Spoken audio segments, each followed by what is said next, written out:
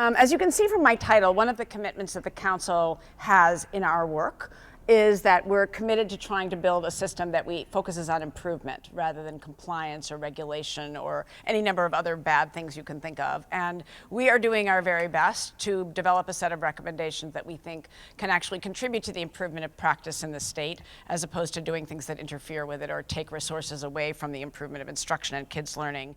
What's our greatest imperative is to figure out what the people are doing who are consistently making enormous growth with kids and figure out how to get all teachers capable of having that kind of skill. Teaching isn't something people are just haphazardly born to do.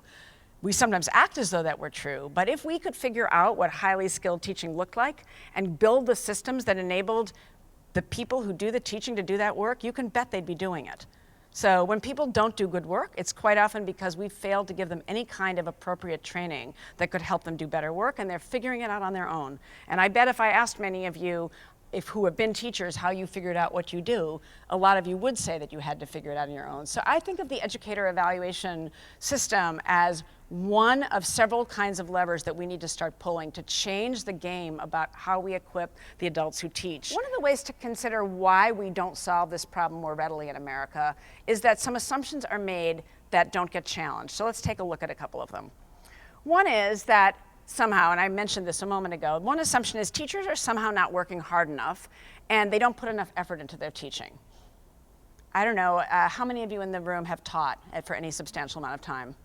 Okay, great. I don't actually find that to be a very helpful way of thinking about it or at all true. I think what many people misunderstand are things like this. Teachers face anywhere from 25 to 40 students with different academic social needs for 7 hours a day. So if you're a high school teacher, it's that 25 to 40 times 7.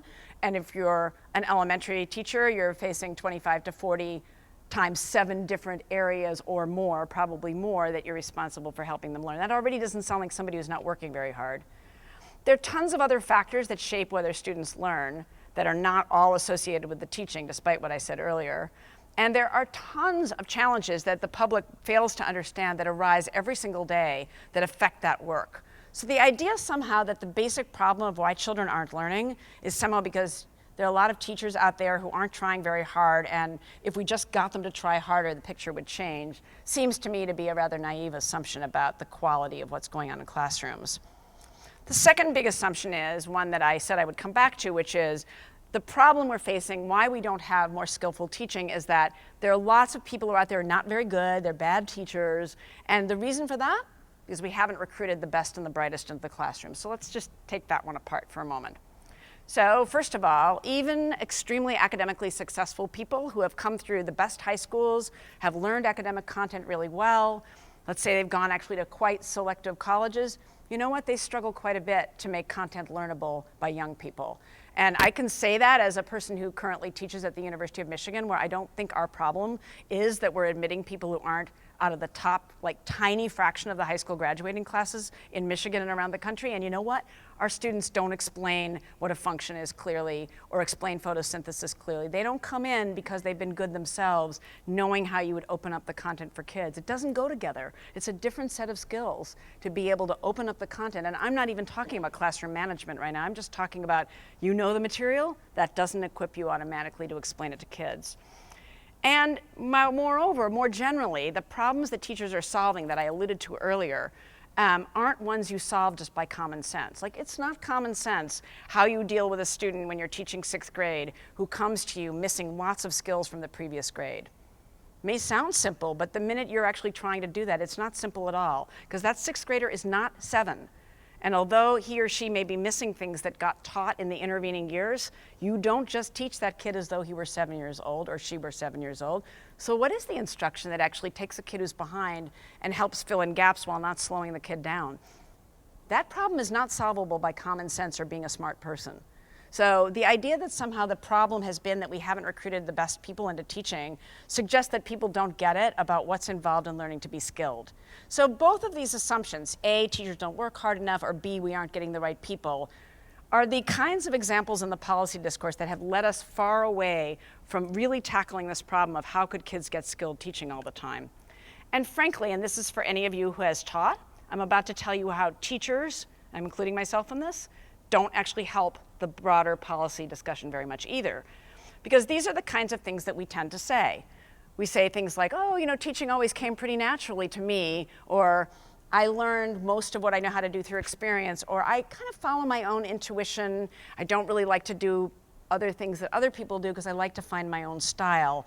You know, my favorite sort of example to counter some of this would be, imagine yourself going to get a complicated surgery, and the surgeon in the pre-op says to you something like, you know, I really have my own style of doing this particular surgery. I know that many of my colleagues use this particular instrument and this sort of medication treatment, but I use plastic spoons, and then I administer cranberry juice.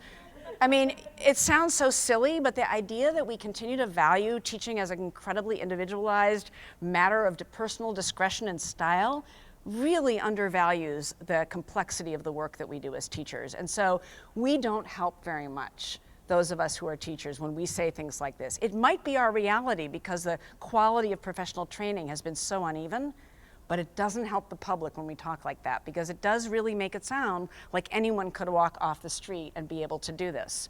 So the problem with all of these ways of talking is that it undermines the idea that teaching is actually a profession that one can learn to do and that one can actually develop and get better at over time. It perpetuates the idea that teaching is somehow a completely individualized profession or practice. And as I said a minute ago, it reinforces the idea that this is more a matter of style than skill, which you wouldn't actually say about any other field. You wouldn't say it about surgery, but you also wouldn't say it about cutting hair, that it's more a matter of style than skill. And you wouldn't say it about repairing a car or about being a nurse midwife or, God forbid, flying a plane. So the idea that we somehow think that this work is this sort of creative, individual work really, really, really undercuts the complexity of helping children learn.